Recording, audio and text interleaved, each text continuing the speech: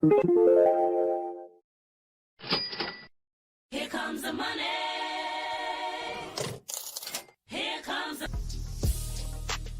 Welcome into Death Piles and Taxes, episode number 49, live and in person from the San Jose Bay. Is that where we're at, Adam? Isn't it a coincidence that it's our 49th episodes and we're going to be in 49er territory? Oh, there you go. How long have you been sitting on that one? It just came to me about 3 seconds ago. We're fresh back from a Walmart trip and we're ready to mingle.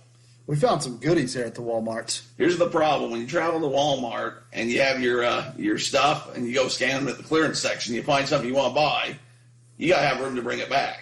Those My Life dolls were not going to fit in my bag. I had to pack the equipment. And then we go to check out, and the lady came over because she broke the machine trying to get too many bags or something. Those dime bags. We were trying to buy those bags, and they cost a dime each, and we didn't know what we were doing. I tell you, we were fish out of water, but it's been a great trip, and here we are. It's going to be a good one. We've brought in, if we've done the show for almost a year now, I've told you, you're in Creighton Addicts. We've got people that have got the itch so bad that, that was good. We had to get a Diadewski on the road ski. You've gotten Mr. Painter. He's got the itch so bad, he needs to get in a bathtub full of calamine lotion. I tell you, so we have a special guest who has been on the show probably more than most, and he does exist. So we got living proof. Our friend Michael Painter's with us today. And pretty much the whole trip since we got together has been Adam saying, I'm hungry. Where is he? Stop talking about that. Save it for the podcast. We had a little moment. We came in. We flew in today from Salt Lake. We're coming to the Utah Pac-12 championship game, and I'm a big Uber guy. I'm a get in the Uber, go. I like to talk to people, but Michael Painter, he's like to just do it himself, man. One-man wrecking crew. He's a do-it-yourself kind of guy. So let's get a couple things in, and we'll bring in the special guests. We're pumped. It looks like you've got a prize for us. I got a prize. Well, a while ago, these gentlemen submitted cards, and I sent my cards off to them, and they came back a couple days ago, and they said, now that buzz went away, Adam. We've had a buzz going that no one can hear but us, and now it's gone. Well, it's because I hadn't opened. Oh, it's back. That might do. So we sent our cards to get graded. We talked about it, and they came back, and Adam said, "Surprise me on the trip." So I'm gonna show these gentlemen what their cards are, what they were graded, and get their thoughts. So those who are new to the show, like I said, we talk about eBay, we talk about selling stuff, finding random things. All of us have had some sales today. I sent off some small porcelain dolls. I know Derek's been sending off stuff left and right. Michael Painter's just the Starbucks plethora of. He's got Starbucks, Star Wars, Wookiees, Mick Foley's. Who knows what this guy's He's got Traveling Mick Foley. You got a hashtag for that yet for the kids to look up and find you? What's the hashtag? Traveling with Mick and Mick. Traveling with Mick and Mick. Look him up on the Twitter, Instagram, something like that. Mick's going to join us for this episode, but we had some cards, some baseball cards, football cards, and Derek's all about getting them graded. Like, everybody says how much they're worth, but you got to get the official PSA grade. So he encouraged us to get some cards. I got full service because Derek came to my house and picked them up. And we got the reveal party right now. We haven't seen any of them. We don't know what is going to happen here. This could be the $50,000 moment, people. Now, only one of these is paid in full, so I don't know if I need to hang you over the sink or what. After that dinner, I think I owe you everything that you owed me. So the Claw Shack did us well, huh, boys? The Claw Shack as well. Do you want me just one at a time, and you guys can ooh and ah like Christmas morning? I think we got to do one at a time. All right. You might have an uneven amount.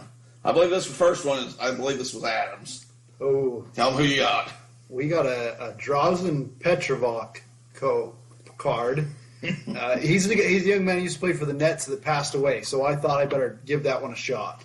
Well, what did your grade come back So at? it got an upper deck. It was one of those strange. It's a NF7. I don't know what that means, but yeah, there you go. That's quite nice. Now the scale's 1 to 10. Okay. 10 would be a perfect card. 1 would be a not perfect card. I like this. Feels cool. Like so that's my first ever grade. That's a 7. The NC probably they mean something because there's mint and all that. But I should mix these up, I guess, because the way I'm giving them. We got here's Mike Painter. We'll have a formal introduction, but we'll let you come in here as well. There's Mike Painter's first card. So this first one's Becky Lynch, the wrestling superstar. Came in at 8.5, and it's also now for sale if anyone's interested. Wow. All right, second What do you card. think of That's that? quite the card. It's quite nice. Ooh, this is a winner here. Oh man, I got a 1987 Fernando Valenzuela Dodger Phenomenon. Came in at a low grade 5, man. I don't know if that's good or bad. Who knows? Like, Yeah, it depends how many are out there. I mean, Yeah. condition, but it's something, all right. Fernando. Let's go, Mr. Painter. So this one is it's an autograph edition, Panini Grand Reserve. Juan Herman Gomez, who I've never heard of, but apparently he's pretty good for the Denver Nuggets, and he came in at a 7.5 near mint plus sign. Is that good, Derek? Real good. Okay, so we're excited about this one. Well, I mean, the plus sign. Is, I'm not. It's not always the size of the package, but I see a couple of my cards over there that's in a bigger thing, so I'm guessing that means good things for me. it means it was an oversized card. Well, I'm used to oversized things. Yeah. Oh, we got a 7. I threw in a Julio Cesar Chavez boxing card. Came in at a grade 7, so that's interesting. Now, I believe this is going to be Mr. Painter's last card, and then we'll just go back I'm down. really excited about this. Let's not hold it out for that one. Okay, so this is the LeBron James Unbreakable Grand Reserve card, and it came in at a 7, which was a little better than I thought, because Derek and I were a little rough with this card, but He only put it in his mic spokes for a minute.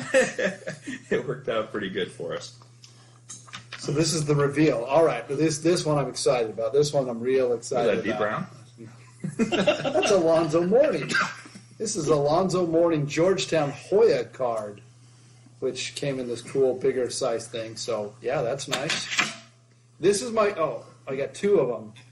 And so you're holding out. You're holding out the best for last. I knew it. It's like Christmas morning. I got the same thing, a 1988-89 Dikembe Mutombo Georgetown Hoya cards. These are the special edition.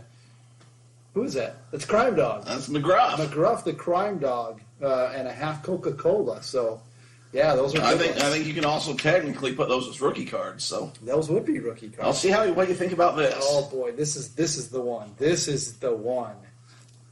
This is the one. Let's see what happens here. Well, not.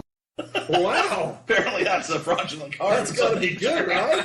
I've got a Michael Jordan baseball. Chicago White Sox, 1990, Big star. big star. That one didn't come with your Wonder Bread. No, that did not. So PSA comes back and says this is a not licensed, unauthorized holder. That's got to be worth something, right? They're not touching it, so it means it's probably rare. Some guy did them in his basement or something. Wow. I'm just wondering how you got a hold of it. Wow. Well, that's the best news I've heard all day. See, I wonder how many cards they get back like that. Did they tell you anything? I got a LeBron James Sports Illustrated one back that was too small. Yeah, but did it say non-licensed, unauthorized holder? No, that's new to me. See, that's me. I'm kind of that unicorn. Every time they've never seen it, I gave it to them. That's a cup half full guy right there. Look, that's great right there.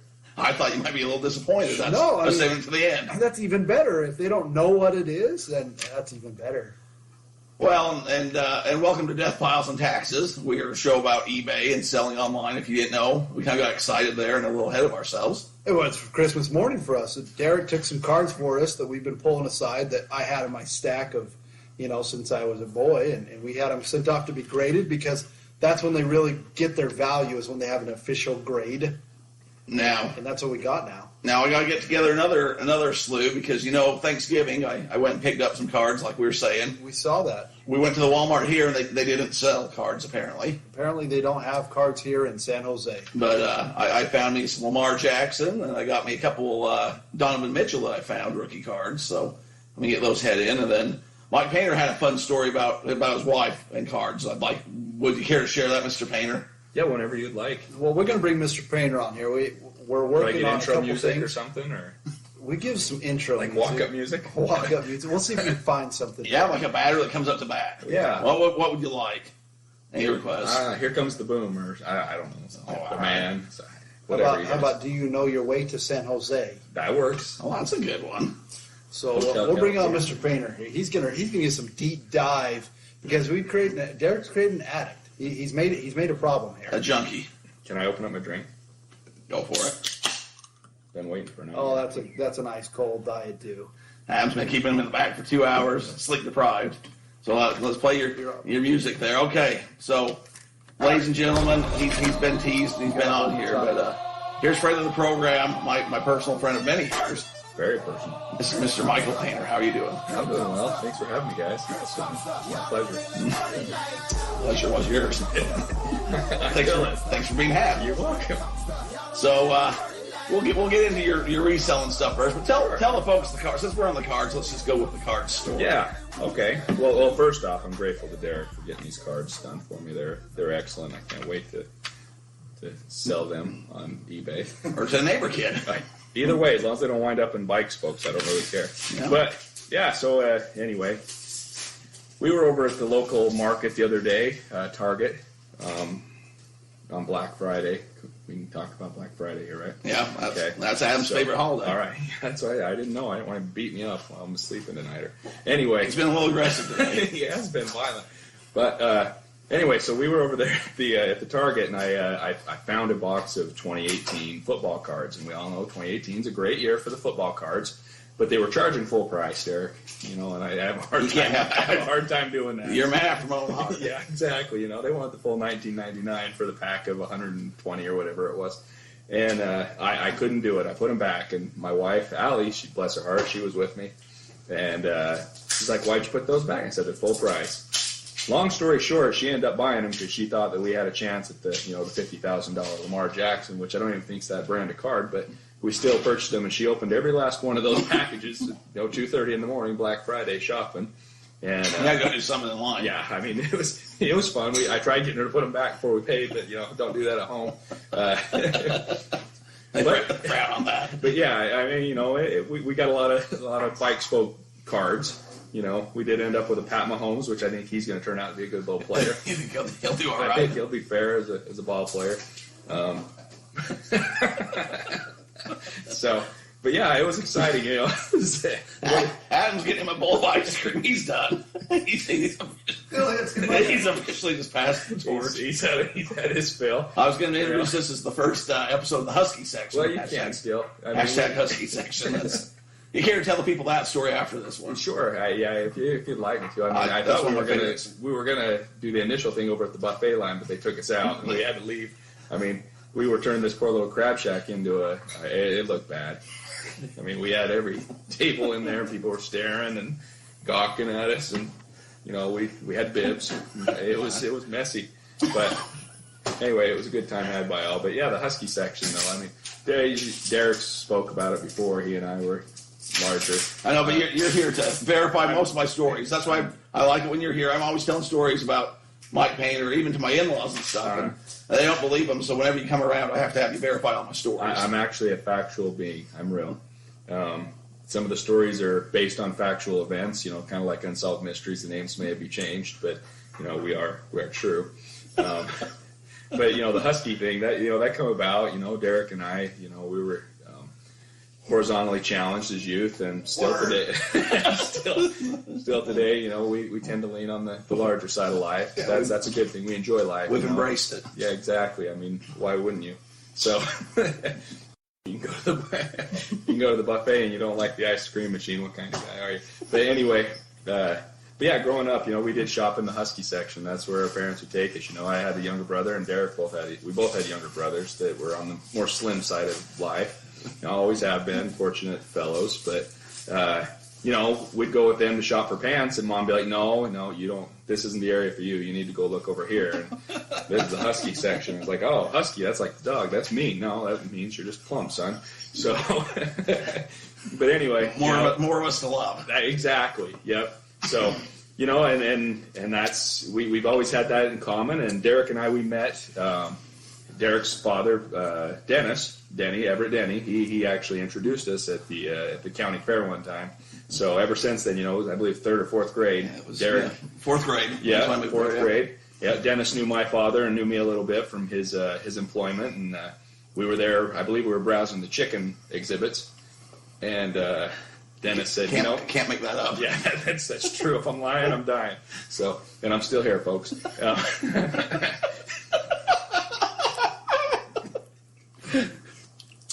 I didn't break in. Adam's having a bowl of cereal with cheese doodles on top, but we're the fat kids.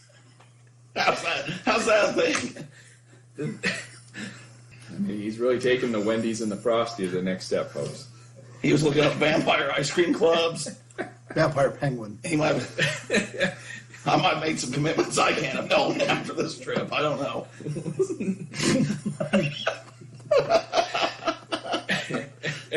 Yeah, the folks out there, your listeners are getting their money's worth today. I tell you what. This is going to be one of those episodes you're either going to love it or hate it. This may be what kills death piles and taxes. This might be the death of death piles and taxes. Yeah, if nothing, they'll get a chuckle. I mean, I've been known to be the Grim Reaper, but we'll see. So anyway, though, Derek and I, real good buddies, though. Derek's dad said you two will be friends, and ever since then we've been friends. We have been friends. It's been a good time. So let's talk about your reselling adventures. Adam was asking a few episodes or whatever. Have you been much of a reseller? I remember you did the storage unit thing for a bit. Yeah. Why don't you break into the storage unit game, how you got into it, what you were doing on that, and we'll move forward to your eBay life after that. Well, you bet. So growing up, there used to be a lot of the Storage Wars things, before they were on TV. It was back when you could go down and feel like you were cutting a fat pig. I get that thing. It's late, folks, too. We've been flying all day. And we got a couple Mountain Dews in us, and it's not we got bad. a case of the giggles a little bit. But anyway, yeah, so when I was growing up as a youth, though, I'd go to storage units with my granddad, my dad, and my uncles, and we'd spend $5, $10, $20, and we'd find safes and things like that, bust them open. There was nothing in them, but you always thought you were winning treasures. But yeah, I started with that.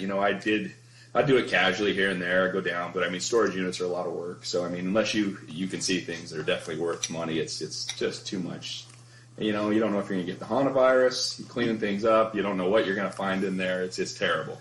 So what are some treasures and some not so much treasures? Yeah. The two extremes. I've some of the treasures. So believe it or not, I'm into the outdoors. I think we've talked about that before. I enjoy my recreational activities include hunting and things like that. And one of the storage units, I noticed a bunch of goose decoys, and they go for a fair amount of money. You can sell them for a pretty good amount. Anyway, so I purchased a storage unit for a pretty good deal, and there was kind of a wall of boxes, and back behind there was a full, a large Rocky Mountain bull elk. They score them. It's 370, 380 bull. It's a big bull, and end up selling that for $1,500 within a week. Oh wow! So it was really, really good. One of the restaurants picked it up from me and wanted it for one of their Western restaurants, I guess, like in Idaho, I think is where we end up going.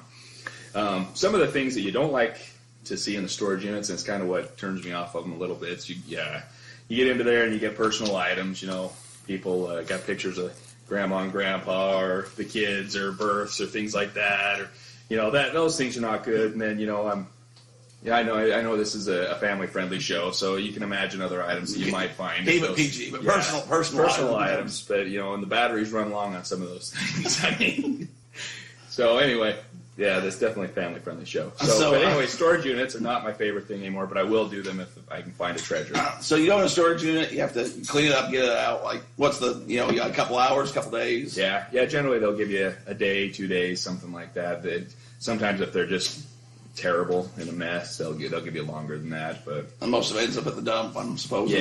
Yeah. I say generally what we'll do is we'll have 2 or 3 big trailers, 20-foot trailers. We'll take them down there. We'll load 1 or 2 trailers up with the good stuff, and then the rest of the trailers we load up and take them to the dump. So it's a lot of work for sometimes some good things, sometimes not. So where do you list that kind of stuff?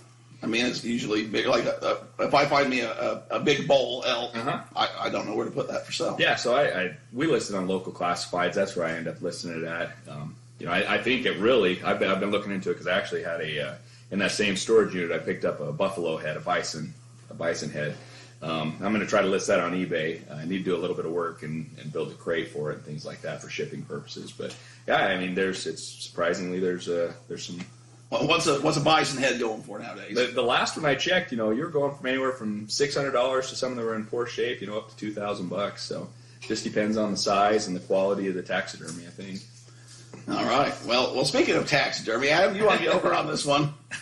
So we got a text today from Mr. Painter. It's one of those most unusual texts I've ever seen. Why don't you break it down, and we'll let you two talk about it a little bit. So we always talk about different things that are happening and ways to make money, our side hustle. And Mike, he's pretty, he's a humble man. He's big in the hunting world. Like, he's pretty much Ted Nugent's best friend. I mean, him and Ted go way back. He goes on these hunting trips literally around the world. And so he's pretty dialed into that market. And there was somebody, was that on the Facebook Marketplace? Yeah, on one of those. Somebody on the Facebook Marketplace posted something about taking their cat and making the dog. Yeah. And making a blanket out of it. Teddy bear. Oh, a teddy bear. Yeah. There was a woman inquiring of services, it appeared. Wanted to know if anybody was out there that could make a teddy bear of her dog. And she said, I think she wrote, it was kind of broken English, she said dog had died or something like that. So, I don't know what kind of market's out there for caping out and skinning and tanning a fluffy, but, and then make it into teddy bears. It's going to be very interesting. And people love their animals, so maybe we're onto something. Yeah. No, I actually I spent some time with a taxidermist a month or two ago, and he's one of the few in the United States that actually helps restore deceased pets for folks. And what's that run? Now I lost a dog not too long ago. Never crossed my mind to have Chug mounted or stuffed or made into a teddy bear or anything, any of the above. So what would that cost somebody? Or ballpark. I know you can't quote. If somebody dials you up, you're not being held to this. Yeah, I think you're going to have to look, in the situation of Fluffy, is it Fluffy or is it Old Red? Are we looking at Chihuahua or are we looking at a Labrador? It's, but really, there's going to be things where you got to cape, you got to get it tanned, that alone could be anywhere from $75 to several $100. And then the work going into it, buying the forms and things like that. Getting a dog done, taxidermy, having a dog. Did you just say you're doing your dog? No, not today. Okay. So, having a dog done. This is a PG show. No, I know. You said getting your dog done. Okay, yeah. I'm lost, Eric. Is this innuendo or is this like inside scoop? So anyway, but you're probably $800, I would imagine, at a reputable establishment to have a dog mounted. That's a little out of my price range. Who knows to make it into a teddy bear? Yeah, the teddy bear, that was kind of creepy. That was one of those things. On the mantle or on your bed? Well, you said that might be a hustle opportunity, but that's not the game I'm getting into. I'll stick with sports cards and pro wrestling. And the thing is, bless my wife's heart, I sent that over to her, and I said, is this side hustle? And it didn't faze her or she didn't recognize that it was wanting to make the dog into a teddy bear. She's like, well, I don't think I'm a good enough seamstress to make a teddy bear. And I said, you have no problem with the dog. And then, seconds later, she's like, no, oh my hell, that's not what we can do. That's not good. We're not crazy. Tell them no. Tell the lady no. I said, well, for $1,000, we can do a lot of things. $1,000 is at $20, $20, right? It all spends. Well, this is an all-time different episode. We're in an Airbnb, and it's just got a whole different feel than any Death Files and Taxi show ever had. What we're going to need from you boys is we're going to need you guys to pony up some cash because we need a third microphone here. That just make the world all kinds of different. Yeah. We got to pass this thing around. But my question is Mike, you've listened to our show. Yeah. We've always talked about this it. as buddies and talking about the things we sell. But this is the thing we always get to is why are you selling stuff online? What is your why? I think it's fun. Like I've always been into doing that kind of stuff. Even back in the storage unit days, I've always been looking to make an extra buck on the side for something that's fun. Whether it's being out. Oh, mic check. So I feel like I'm a radio announcer. You are. This is the real deal here. There's a man in Japan that's going to be listening. He listens to everyone. Konnichiwa. Yeah. Yinki deshka. So, am I going to have to edit that? You don't have to edit. You don't edit nothing. It's no andale. So, Ichandole arriba. So anyway, but yeah, no, I've always been looking for opportunities to make a little extra cash, to have fun and go do things, with my family. And, and that's the main thing too, is just trying to, teach my kids and like you guys talk about that. So. You got your kids and wife involved. Oh yeah, they love going to the thrift stores. They're It's a good there. time. They do get a little upset sometimes when we're shopping and finding some really cool stuff, and they're like, "Are you selling that?" So I let them play with it a little bit and then ship it off. No, so Rent to own, kids. So we always talk about the hits, the home runs, the things. Just in the last, say 6 months, what's the best thing that you have sold? When I say best thing, like that like when you bought it, I'm going to make money on this. I actually don't know if I've had one of those yet. Oh, yeah. Everything that I've bought and end up being home runs, I really didn't have any clue that it was going to be a home run. It's been kind of crazy. And then there was definitely buyer's remorse after because I didn't buy more. So have you had your MacGyver jacket? Have you had your McDonald's mat?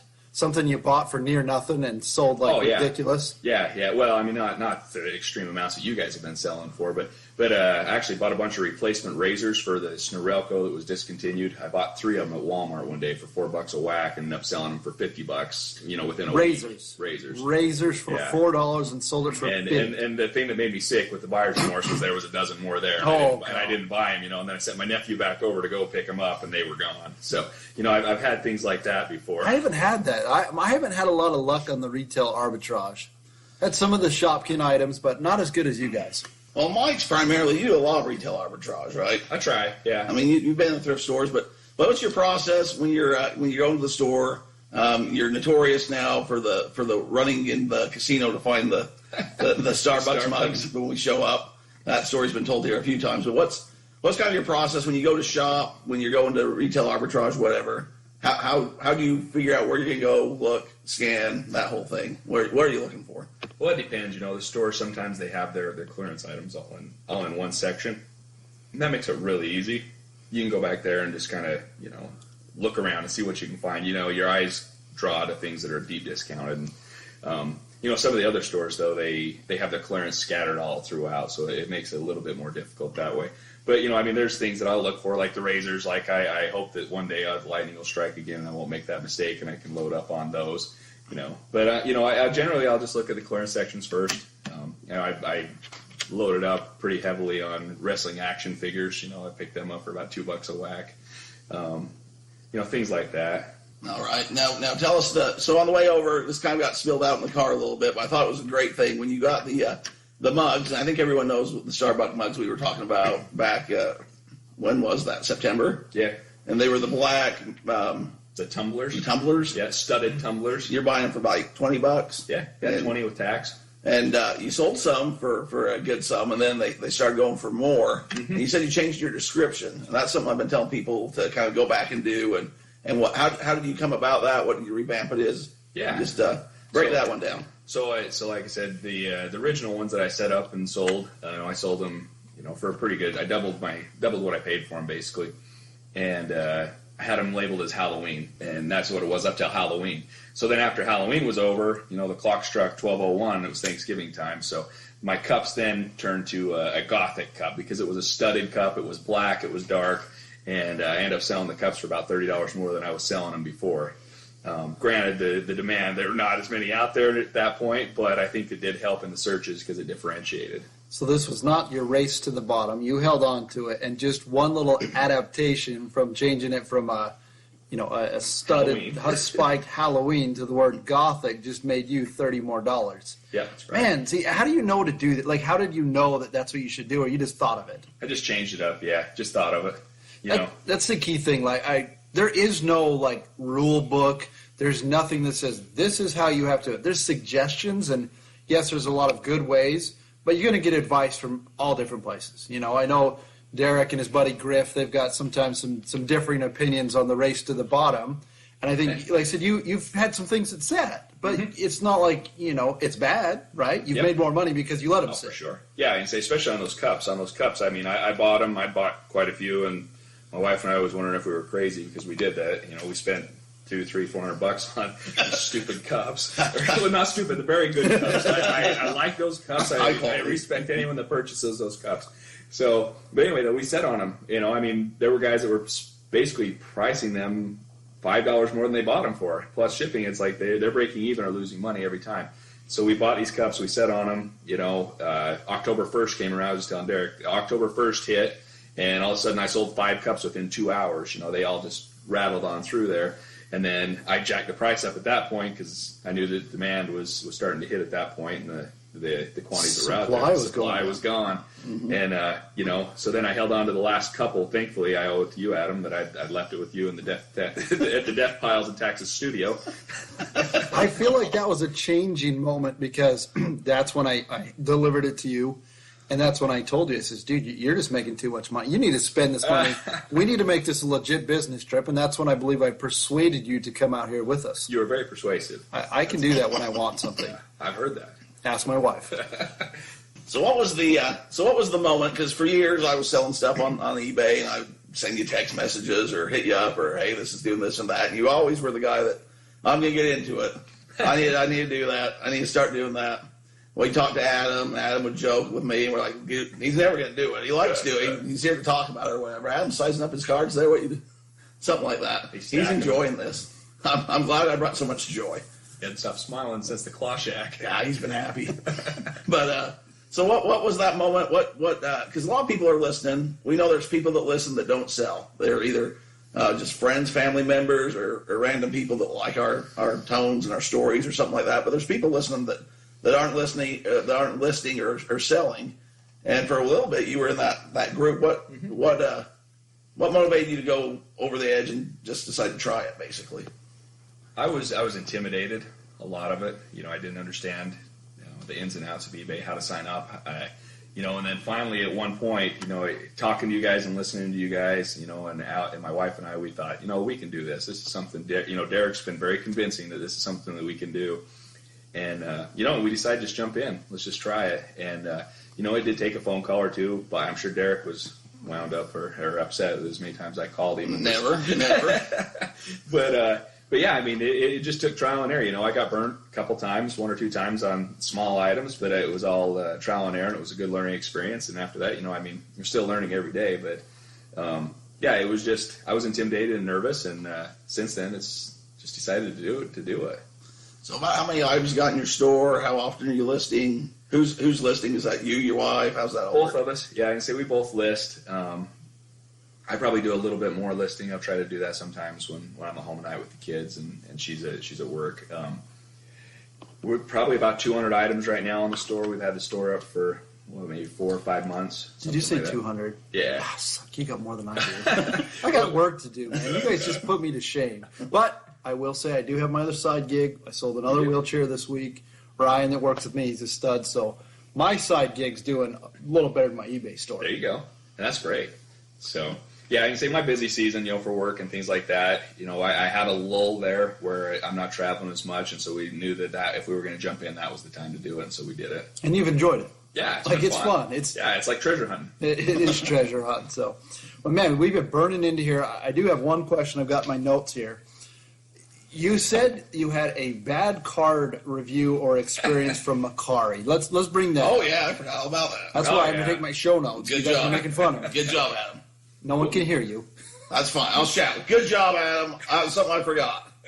Thank you. So again, back to the notes. Yeah, I can jump in here. So this is actually me as a purchaser. I was actually buying cards on Macari. I thought I was going to cut another fat pig on Macari, and there was a box of 2018 Panini scorecards, and end up making an offer to a gentleman.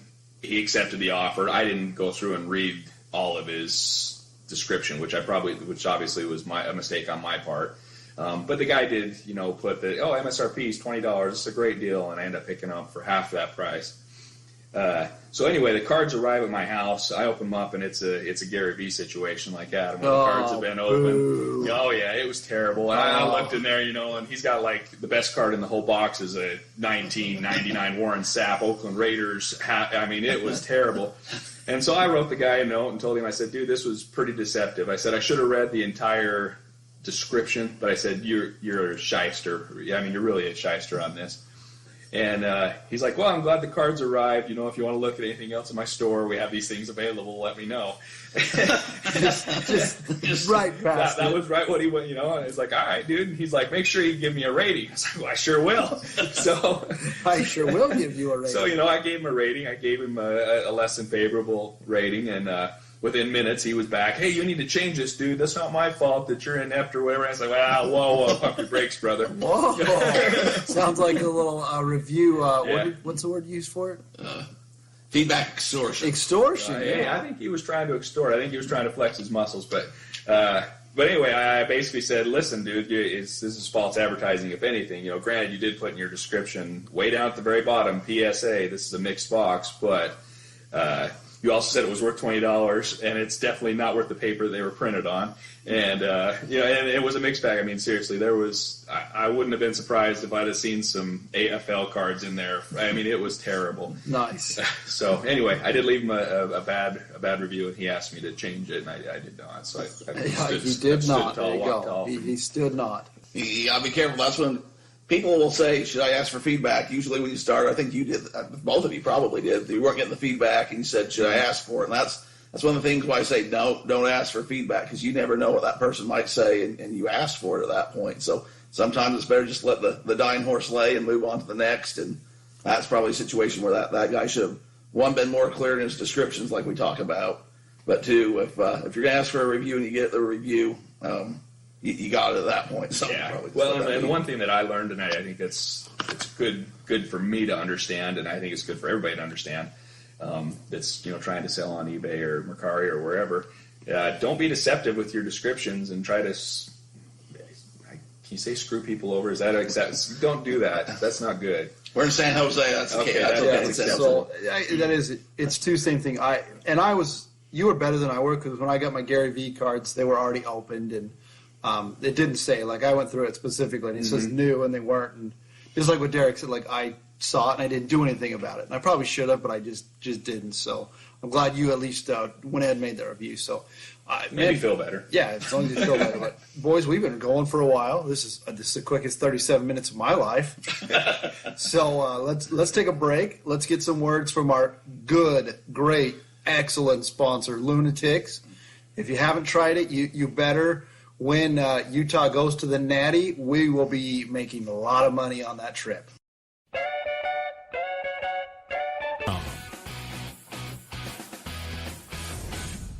Well, we're back from that good break. Did you get a chance to get some more ice cream? I didn't get the ice cream. I eyed up them cheese puffs, Cheeto things, but haven't made it there yet. Cheese puffs are great. So. I brought extra pills for this trip, so I'm living La Vida Loca, boys. Everybody's coming into us so we're coming live from San Jose. I guess we're live right now, but we're live, but somebody might be listening to this 3 years down the road. It's going to be up there. Evergreen. They're going to have to go back and see when this was. We're here in San Jose on location. See if our team won or lost. Yeah, so we're here just having a good time. Went and had some good food, some Cajun. Man, we put those shrimp. We put a hurting on them. You put a hurting on it, and I sent the pictures over to my wife. Let me first say, use the promo code DeathPiles for the 10% off. At Lunatics, 11%. They gave us an extra. They gave us an extra one, but I'm only authorized to say 10. So I'm authorized to say 11. That's the deal we made, but they must like us an extra percentage. Adam's got some national championship tickets as well as I do. I got some Rose Bowl. We're covering our bases. Yeah, and if you haven't looked into it, like it says, this is not just a sports show. It's a random selling things online type of show, but it gives you an opportunity on these tickets to kind of bet on your team, I guess, in a way that you want to go to a game, and if they do get there, then you can sell the other tickets or bring along the whole family. But they have regular as well, and you said that the other day you and your son went to that Colorado-Utah game? Yeah, Colorado-Utah. And you bought the tickets on Lunatics? I did not. Oh, I thought you said you did. I should have. No. Well, never mind. Yeah. Let's go over that one. Thanks. So So we were having our dinner, and they had these garlic wings. No, not the wings, the noodles. Oh, garlic. So noodles. I sent over the pictures to my wife to show her, what we dined on. Yeah. And she said, that all looks good, but what's up with the noodles? What's up with the noodles? I said, those were garlic noodles, and they were delicious. They were quite tasty. Adam ordered an extra. He got a little ahead of himself. I did. It was a good time. So we're enjoying it. And honestly, part of the reason we're here is because I started selling on eBay, had a couple extra bucks. It was my chance to spend the money. We didn't quite get to spend it on Disneyland because my wife is pregnant, and taking a pregnant woman to Disneyland is not a good idea. Turns into not so magical or the happiest place on earth. Huh? No, so I decided to say, I'm going to take my share, and I'm going to the football game. I'm going to cash out. I'm going to go to the Bay Area with some boys and watch some football. That's right. And here we are. Here we go. So last week we talked a little bit, because it's kind of been this weird, funky thing, because we've been on a different schedule for the holidays. And I wrote this down because I listened to the podcast today. You had talked about Black Friday sales. Yes, sir. And you had a ballpark. You said the number you thought was going to be about $3.5 billion. You were off, man. Last year it was significantly higher. This year they estimated that between Black Friday and Thursday, the 24-hour period, $11.4 billion in sales. But how many of that was on the actual Friday? I'm going to be called to the carpet. Well, it's Thursday and Friday. Well, Thursday doesn't start till like 6 o'clock. Still, 6 hours worth of sales. Well, hold on, pal. Hold on. You're getting past. I mean, if you're going to call me on the carpet. Hold on here. And then they said another estimated $10 billion on Cyber Monday. So how many of that billion went into your pocket? Several. Several billion? Several. Well, good man. In and out. I mean, when I do taxes, I guess it's coming through my pocket, and out my pocket. But what I'm getting at is they said sales for Black Friday, for Cyber Monday, they were up 18% higher than what they were last year. Well, I listen to a lot of podcasts, and I listen to one with, you probably don't know him, Mike Wood over here. It doesn't really matter. Jim Ross, who's in his 60s. I know who Jim Ross is. You know who Jim Ross is? What do you Okay. think? He's a wrestling guy. Wrestling podcast, wrestling guy, yeah. So I was listening to his podcast on the flight over today, and he was telling his co-host, our friend Conrad Thompson, that he's sold on this. He said that, have you ever bought anything online? And he's like, I don't know, 60, 65, somewhere there. And he's an older gentleman, but this is the first year that he's actually went shopping online. Yeah. And he says, I don't know, I haven't been doing this longer. This is the way to do it. Things show up at your door. You don't have to go out to stores. Yeah. You don't have to deal with traffic and people. And it's just a lot easier. So it was a good thing. So if you haven't been selling, first off, appreciate listening to the podcast. We love that you've made it this far. But you want to make the real commitment, find something and start selling it online. And I mean, you're not, like I've said in the last few weeks, you're not selling the brand new iPads or the hot item necessarily. But if you can piggyback on, I mean, I've had a few items going today where, okay, I know that's a gift, but it probably came up like the Stranger Things Eggo waffle game cards. Yeah. So Stranger Things was coming out with that new season in the summer. You talked about that. And remember, I ramped up and I was Crystal Pepsi. I was buying lots of stuff. Well, it was the new Coke. Oh, sorry. Sorry. Let's get this. You're right. First off, let's get that right. Details are details. Well, people are going to be going to sell and call you out on the carpet and say, you guys just lie on your show because it was, that guy that, excuse me. 97% of the show is based on lies. Wow. And the other 2% or 3% is Derek talking. That's right. Love the 2% math there, pal. Yeah, there's room for error. The other 1% is the unicorn of the show. That's the announcements, the commercials. There you go. And my music that I put in. So I bought a bunch of the Stranger Things stuff thinking it was going to sell in the summer and ramp up for the new season, so on and so forth. And I was a little disappointed, to be honest. It didn't sell like I thought it would. I'm sitting here thinking, now I got all this stuff. And then here comes November, and ka-ching, ka-ching, ka-ching. And it's continued today. I've sold 3 or 4 of these games. That's crazy. That I got for, I think I bought $7, $8, and now I'm selling for, 15 to 20-ish. So it's not groundbreaking, but something. Yeah, there you go. I got one question for Mr. Painter. Okay, we'll pass the mic back and forth. Because he's been doing some good things. We talked about it a while ago, finding these hot items. Mr. Painter. Yeah. First off, my son wanted to know, do you paint walls? Sometimes. There you go. Michael Benjamin Painter. I'm a brushless painter. The brushless, wow. You found a nugget, a diamond in the rough with your Lego sets. Yeah, that was a good pickup. What kind of Legos are you selling? So it was the Lego Central Perk Friends. We I don't know why or how I was looking on some of the trends actually on eBay maybe 2 months ago, and I noticed the Friends, this Lego set was trending. It was pretty hot. And I looked on there, and guys were selling them for $150, $160 a whack, and so it was pretty crazy stuff. So I jumped on Lego's site to see where I could pick some up, and they were sold out completely. looked at the Lego store. There's only one in the great state of Utah, and they didn't have any, and I wasn't about to drive up to Salt Lake because I don't care for that. So anyway, but yeah, long story short, I got on the mailing list to be notified when these Legos came back into stock. They came back into stock, and I loaded up at my address. Great idea. My mother purchased 2 on my behalf as well. And so 2 per limit. 2 per limit. Household. Yeah, 2 per household. So I'm a big numbers guy. Like, I know, these sorts of things. How much did you pay for them? I believe they were free shipping. I can't remember for sure. I think I ended up paying $60. $59 is what I remember. I bought some and too. you turn around and flipping them for $100. Yeah. But you've been smart. You've been usually doing it on the. So I did sell. I sold one, on the marketplace. Yeah. I was thinking about trying to sell one more on marketplace, something like that. See if I can do it for $100, and then I'm actually going to hold on to the other 2 as long as I can. And because they're gonna go up. So I mean, it doesn't sound like a lot, but yeah, you know what? You flip and you make $40-$50, and like.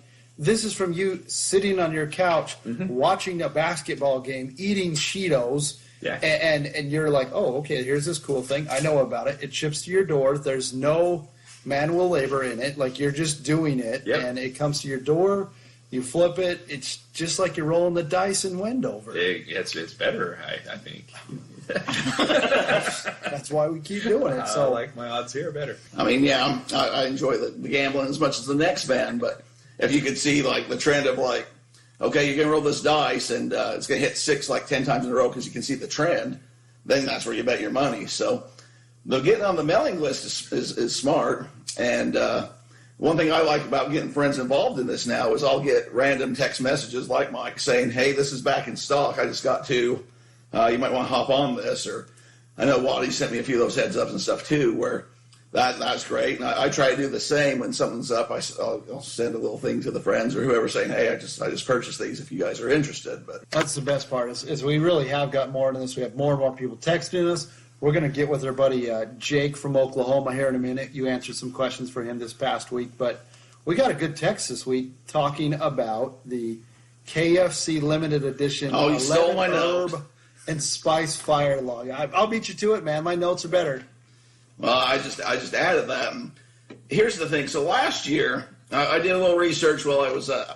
So we took a little break. We came back from the store and unloaded the groceries, and then the 75-cent Pop-Tart cereal that sells for $18. Yeah, you guys were We're gonna eat the you guys were profit. hustling in the WalMarts even on vacation. We've really got a problem now. We're on vacation, walking through the Walmart aisles, scanning things in. How much is that going to sell for? But last year, so they released a limited supply of these KFC logs, and I guess it's kind of the funny gift that you give the old man or whoever that really likes the KFC. And supposedly, when you burn it, it smells like the Colonel's chickens being roasted. So you get the herbs and spices, and they sold out it was within a couple of hours. And so this year, it's being fulfilled by Walmart. After got back and talked to the wife, I did a little research on this before we came out here, made it in my notes, and I hadn't got to it yet. And hadn't beat me to the punch, but it looks like it might be a lot more about supply. So it's going to be all about the supply and demand. Supply is a lot higher than the potential demand. But it's one of those things that is kind of a funny, almost a white elephant type gift or something. But I think if you were to hold on to them right now, they'll probably be a big. They're like $20 a log, which is something $18.99. Which is something I never thought I'd say on the air here. But $18.99 a log, and I think if you were to hold on to it, and for maybe in the summer or something, you put it out when people are going camping. And maybe That's a good idea. Something different. It might get kind of a big push here, and then it will just kind of drop off because Walmart.com is not going to sell these year round. Yeah, it's going to be, like you said, same thing with the Gothic mugs. You kind of hold on to it. Yeah, if you do a KFC, I don't know when you're out camping, Mike. You're a camper man. How would you? And you're the Gothic man. How would you list that log? I think you can list it as a Gothic camping log. Colonel Sanders, water Gothic boy. camping log. I'm not sure. I don't know. We're losing our clamp here, Adam. We have to edit Don't this part screw a my little stuff bit. up, guys. There you go. I'm hoping we don't break Bruce's house. Wow. I'm gonna break it down. I'm gonna break it down for you guys. These logs, they're selling for $75. They're sold yesterday for $75. How many have sold and how many look to be listed? Several. I'm seeing about 6 that sold yesterday for $75. So, I mean, maybe that's something to hop in on. I know I couldn't get my American Dream doll because we don't have the storage fee for it, or I guess I could bring him on. What about that lady that brought the plane on the plane? Are we going to talk about that? We're going to talk about it, too. We're coming on the plane. I know it's a little derailing, but this whole show's been a little just There was a lady getting on the derailing. plane with a plant. I mean, you see people with like animals and That's dogs. the first time I've ever seen a plant. A lady with a plant. Now, where did that end up? Because you ended up on the plane a little before me. Did you put that in the overhead bin? I got in. I seat? boogied. I put the equipment above my head, and I just got to work. I was just doing notes for the show. I was just working, man. I did not see where the plant lady went. Can't even take a break to see the plant lady. Yeah, so I got to say a special shout out, man. You gotta thank Jake Burns from Oklahoma, man. Jake was nice of him to reach out, but before we get to him, are you buying the Kfc Logs then? Where are you at on that? I'm in the process here. Okay. I'm working on it. I have a bunch of Snickers, the pecan ones I've been holding out for $20 a bar. Yeah. I sent out. They're starting to do the old spiral of everyone racing to the bottom. I had some family members bring it up at Thanksgiving. Like, Yeah. What are you doing with those? Are you going to sell them? Or are you just holding on to them? Chocolate goes bad.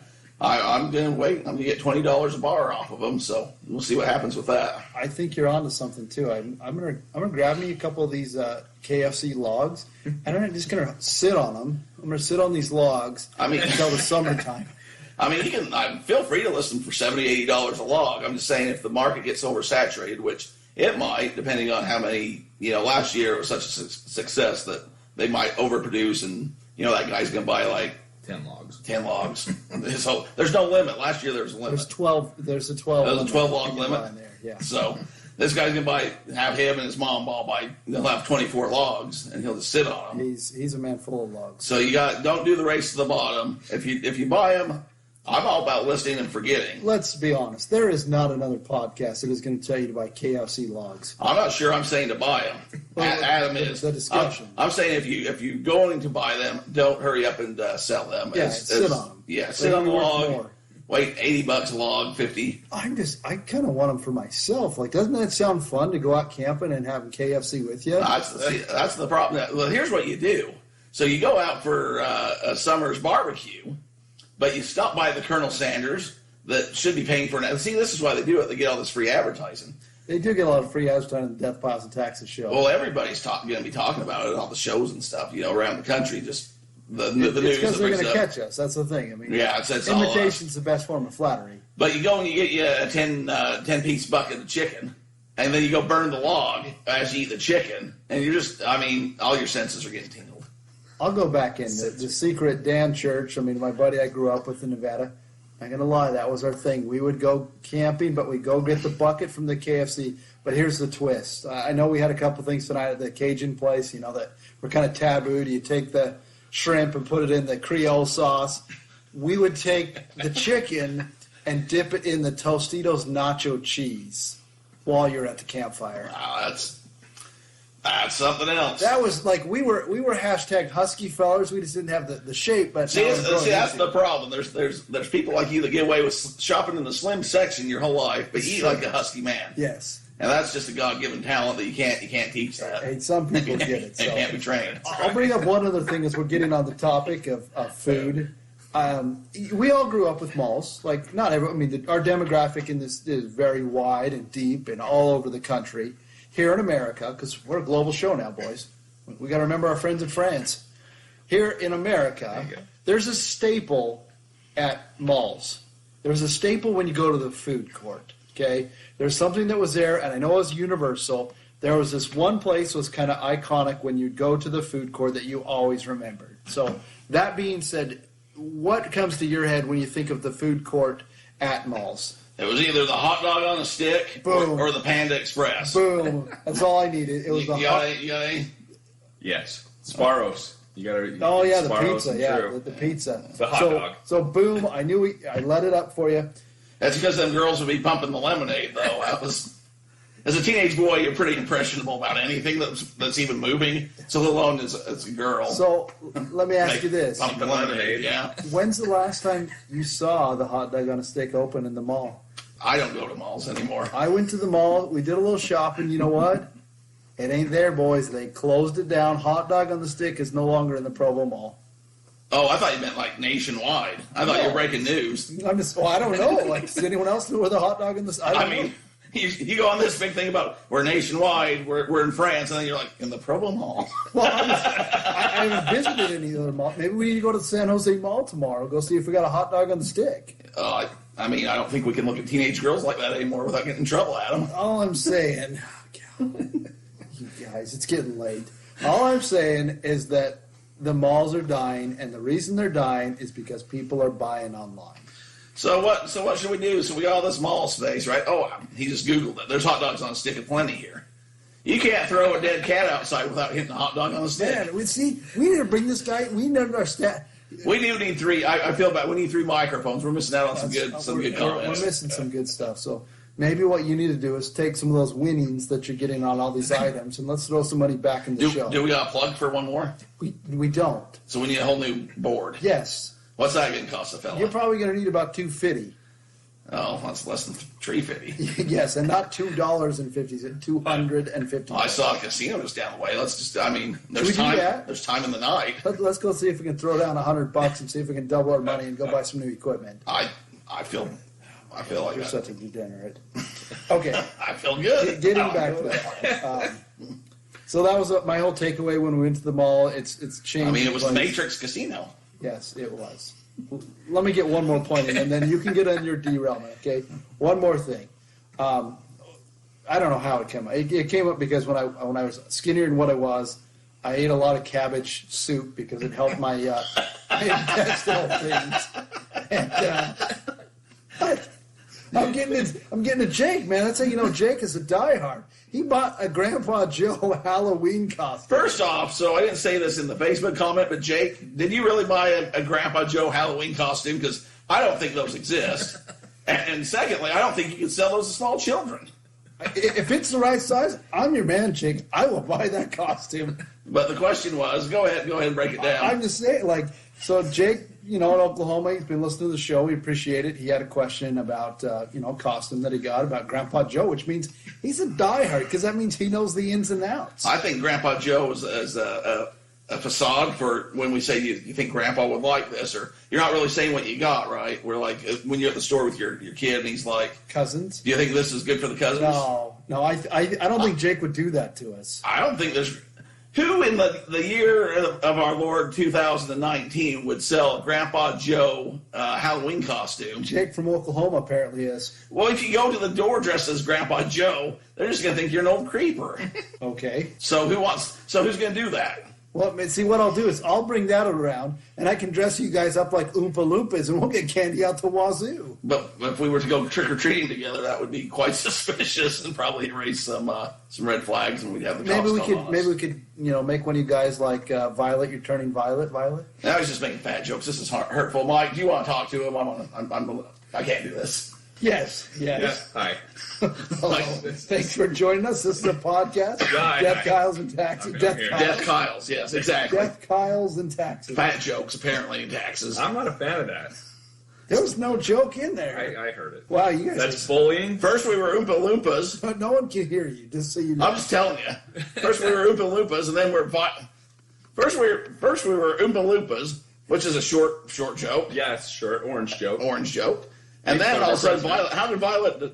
Well, she didn't die. I mean, maybe She got swolls. but she blew up to the size of a big blueberry, and she was like very large. What's he going to call us next? Augustus Goop? That's the easy one. Hey, thanks. The chocolate. Thanks, Boomer, for your insight on that. But no, when you go as a group, you kind of have a group costume. Like, you don't just have Incredidads show up. Like, you have the Incredibles, so you have mom and dad.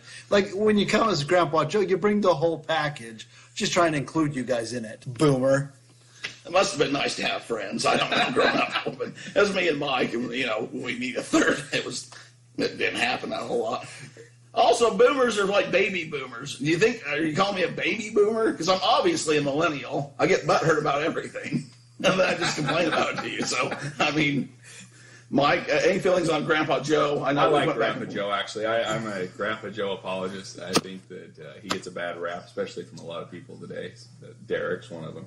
Man, I don't know where this is going. Grandpa Joe is one of the kinder people. I mean, he bedridden. Yeah, I mean, there's just something going on here. But those are the end of my notes. Just, again, like it says, this is one of those unique episodes. Who knows what it's going to do? And Derek might cut all of it. We don't know what he's going to do. He's got to run it past the producing team, so we don't know what they're going to do. The Boomer team. The Boomer. We'll see if this gets picked up on anything. But, Derek, we're to that time. We need to get there. People are waiting for it. So we want to give you about 10 minutes. Give us a derailment. And, finish it strong for us, buddy. I'll finish it strong, but I want to take advantage of Mike Painter here, who's a great storyteller. It won't be the first time you've taken advantage of me. Well, it won't be, but it might be the last. It could be. To say. But if you want to join in with any stories, we can extend this, or maybe we'll go a whole other episode, and I can pipe some of these in. Adam's going to get some more ice cream. He needs some more. He needs some more of that unicorn ice cream with those Cheetos on top. That's right. But I don't know this. Okay, Boomer, we teach him the lingo, and he tries to use it against us. It's a real thing of beauty. So you're a man that travels a lot. Yeah. I'm now international man of mystery. Now we went to the airport this morning, and I don't go quite as often as you. Maybe twice, 3 times a year, I might fly somewhere. How do you deal with it? Because we wake up early, 6 o'clock in the morning. And you have to go and you have to go park, and you have to get shuttled in, and you got to find your gate, then you got to be a couple hours early, go through the whole screening thing, which people, I don't travel a whole lot, but I know you got to take off the belt, you got to go through the thing, get the shoes off. People always seem like that's news to them. This has been 20 years or so now. Yeah, I was with a gentleman getting patted down today. The TSA agent was being very kind and asked you if he needed to go into the back room. He's like, I have nothing on my person. Sir, just calm down. I was going through, and they wanted me to go and put your hands up in that little device, and that's fine. They said, pull your pants up. Pull your pants up. And I said, if I could have my belt on, that's what the belt is for. That's the whole reason to have the belt, is to keep the pants up. So right now, I'm spreading. I'm just hoping they don't fall down to the ground. And they have before. And so you go through this whole rigmarole. Yeah. And then you get through, and you have to be a couple hours. Then you just sit at the gate and you wait. And then you get pre-boarded, and then you go on the plane and you wait. Yep. And, you board about a half hour, 45 minutes early, and then it takes them another 15, 20 minutes to go. And then you go fly a couple hours, whatever. Sure. And then they tell you, we're going to land. That takes a half hour. And then once you land, to get off the plane, everyone, rushes like the gate's already there. Yeah, that's right. Don't take your belt off. Don't take your belt off. But they rush they're going to go running off this plane. They got to wait for the door to open. And for the door to open, they have to get that little runway to it, or whatever those things are called. Taxi. And then if you have to grab another plane, you go through the whole thing again. So to go for a 2-hour flight, it might take you all day to get somewhere. Yeah. So how do you deal with that? Well, like I said, headphones are big. Even if you don't have anything playing, you just have the headphones on. It really does help you throughout the day. But you got to be patient. Give yourself some time. Don't rush through the dang checkpoints and security, and don't be a jerk to the TSA agents. They don't like patting you down or seeing your butt crack or anything else any more than you want. They don't want to be there any more than you do. But they're doing it for our safety. God bless them. It's a thankless job. It is a thankless job, and they are brave men and women that work 365. Yeah. Year in, year out. They're there Thanksgiving. They're there Thanksgiving, and if things go bad, they're the first line of defense that has to be against that. I've traveled on Thanksgiving before. He's against it, apparently. Adam's left the podcast. If anyone's interested, I don't know who's going to turn this off. I'm just going to turn off the microphone and walk away, I guess. Hopefully this gets emailed to me. Yeah, that's right. But travel, no, Derek. It's important. Headset, bring some treats, throw them in your bag. Don't bring any fluids, obviously. And have some stuff downloaded on your iPad or on your phone, and enjoy people watching. That's always a good time. And try to help somebody. That's always good, too. So how about sourcing when you're out traveling about? We'll just take over now. Okay. This might be 5 episodes. Who knows? I'll derail in there somewhere and cut it out. So when you're out, you're doing the Starbucks thing, whatever. Have you sourced on the road, or is that something that you frown upon? Does it break up the monotony? Or no, I have before. If I'm traveling on a short trip and I just have my carry-on, I generally don't, because I'm cramped for space. But if I've got some check bag, I can definitely do that. You got times like I've been to Louisville before. I went to Louisville Slugger Factory. Pick up some things there. There's cool things out there everywhere you go. Kind of like what you guys talked about in your podcast the other day with the all the national parks and things like that. Travel. There's something that everybody's famous for. So I'm trying to talk the boys into tomorrow morning. Aaron, who's been on the show and stuff before, is a big Apple guy. Mm-hmm. He's the young kid that I like talks the green ones. The OK Boomer, the Macintosh, or the Red Delicious. But I'm thinking we should go over there and see what they got, for sale exclusive. They have a bargain cave. To the Apple, yeah. The Apple cave will still cost you, but I mean, we're here. It's what they're known for, and we might as well get some autographs. Adams came back. Is everything all right? He's got the thumbs up. That's a great deal. Well, Mike, I don't know if you know this or not, but there's two things that are for certain in life, and if you'd like to share them with the listeners, why don't you go ahead and do it? Well, I know one of them's death piles. And the other would be? I think it's taxes. There you go.